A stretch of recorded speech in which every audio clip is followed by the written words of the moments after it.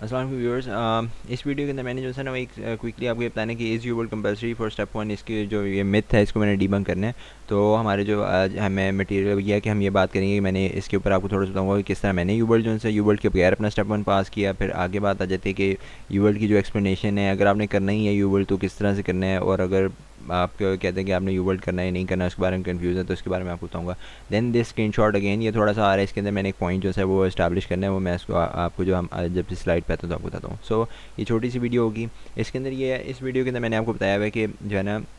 You world के अंदर इसने डिटेल के अंदर मैंने बताया कि किस तरह से मैंने जो है वो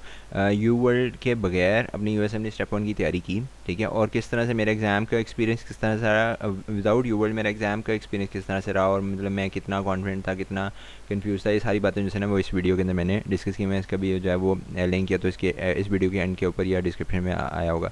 उसके बाद आया था जी अगर आपने यू वर्ल्ड करना ही करना है, ठीक है, और आपके पास टाइम भी नहीं है तो फिर क्या करें। फिर बात यह है कि अगर आपने लेट्स से सब्सक्रिप्शन ली हुई है, आपकी सब्सक्रिप्शन एक्सपायर हो रही है, या आपको दोस्तों ने बहुत ज़्यादा प्रेशर डाला कि यू वर्ल्ड नहीं करोगे तो ये हो जाएगा वो हो जाएगा, तो फिर आप ये करें भाई एक्सप्लेनेशन कर लें। आप क्वेश्चन जो उनसे हैं वो ब्राउज़र के अंदर जाएँ या सर्च करें वो टॉपिक, उसकी जो भी क्वेश्चन आ रहा है रेलेवेंट उसकी एक्सप्लेनेशन पढ़ लें। आपको एटलीस्ट आइडिया हो जाएगा कि भाई जो यू वर्ल्ड के अंदर मटीरियल है वो कितना डिटेल में लिखा हुआ है और कितनी चीज़ें हैं जो एक्स्ट्रा लिखी हुई हैं जो आपके काम की हैं ये नहीं, वो आपको पता लग जाएगा। जब आप क्वेश्चन स्टैम्प पढ़ते हैं और उसका आंसर देते हैं, आप सोचते हैं उसमें आप बहुत ज़्यादा टाइम लगाते हैं, वो बहुत ज़्यादा आपका टाइम लेती है। सो ये जो एक्सप्लेनेशन है इनको सिर्फ रीड करने हैं, इनको रट्टा नहीं मारना आपने, सही है।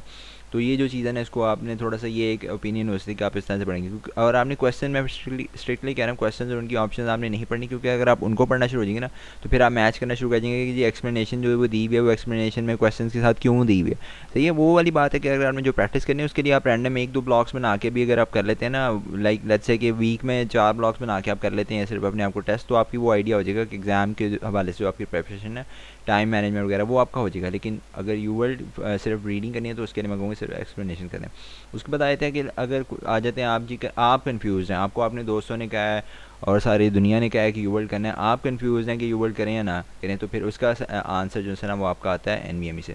आप जब एनवीएमई देते हैं, ठीक है, आपने लेट्स से अपनी तैयारी हाफ़ कर लिया, अब आपने हाफ़ तैयारी कर लिया, अब आप कंफ्यूज हैं कि यार यू वर्ल्ड वाली चीज़ें कवर हो रही नहीं, तो आप जब अपनी एनबीएमई देंगे ना, बेशक आपने फ़र्स्ट पास ही की है अभी फर्स्ट एड की, ज़रूरी नहीं है कि एनबीएमई जो है वो तभी देना जब आपका पूरा हो गया हो। आप एक एनबीएमई दे सकते हैं, 6 एनबीएमई है ना, आप एक एनबीएमई दे सकते हैं, उसमें कोई मसला नहीं है। तो आप जब वो एनबीएमई देंगे आपको पता चलेगा कि आपको जो है ना एक्सपीरियंस होगा कि चीज़ें जो आती हैं वो किस तरह से आती हैं। क्या फर्स्ट एड से आपने जो चीज़ें पढ़ी हैं वो इस तरह से इतनी अच्छी पढ़ ली हैं आपने कि जो यू वर्ल्ड के अंदर या जो एग्ज़ाम के लिए इंपॉर्टेंट चीज़ें वो आपकी कवर हो गई ही नहीं। अगर आपको लगता है कि आपने फ़र्स्ट एड से सारी चीज़ें जो एनबीएमई के अंदर की हैं, आप एनबीएमई के अंदर जो चीज़ें आई हैं वो फर्स्ट एड से आपकी कवर हो गई हैं, then you don't have to you world to do you world, आपको यू वर्ल्ड फिर करने की ज़रूरत नहीं है। लेकिन अगर आपको ऐसा लगता है कि आपने एनबीएमई दिया और इसमें बहुत सारी चीज़ें थी जो फर्स्ट एड के अंदर मिसिंग थी,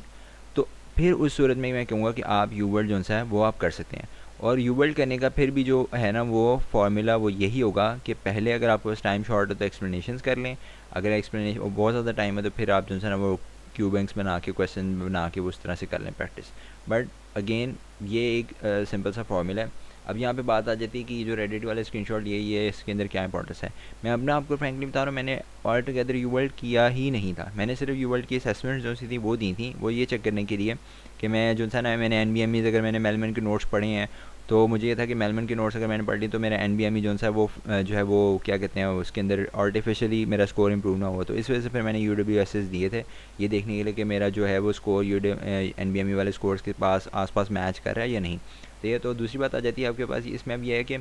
मैंने इससे पहले वाली वीडियो के अंदर ये बताया हुआ है कि आपको कितना परसेंट स्कोर आपका फी 120 और एनबीएमई में आना चाहिए ताकि आप एग्ज़ाम बुक करवा सकते हैं। तो इसके अंदर पॉइंट ये है कि अगर आपने यू वर्ल्ड किया है या नहीं किया, या आपने बीएनबी या कोई भी और रिसोर्स किया है, लेकिन अगर आपका एनबीएमई का स्कोर सेटिस्फैक्ट्री आ रहा है और आपका एनबीएमई का स्कोर जो है वो सेटिस्फैक्ट्रीली इम्प्रूव हो रहा है, तो आपको यू वर्ल्ड के ऊपर जो है अपना सर जो है वो फिक्सेट करने की ज़रूरत नहीं है। कई अगर आप ये करते हैं मिसाल के तौर पे कि आप में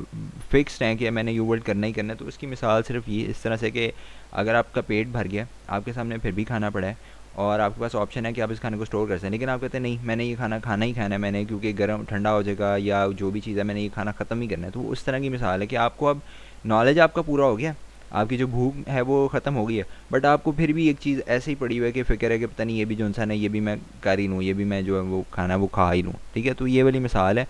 मैं इसलिए रिकमेंड नहीं करता कि इसको ज़रूरी या लाजमी रख के करना कि ये लाजमी करना है तो एग्ज़ाम पास हो गई नहीं। सो इतना ही था, और कोई क्वेश्चन है तो आप कमेंट्स में पूछ सकते हैं। इंशाल्लाह फिर अगली वीडियो में मुलाकात होगी। अल्लाह हाफ़िज़।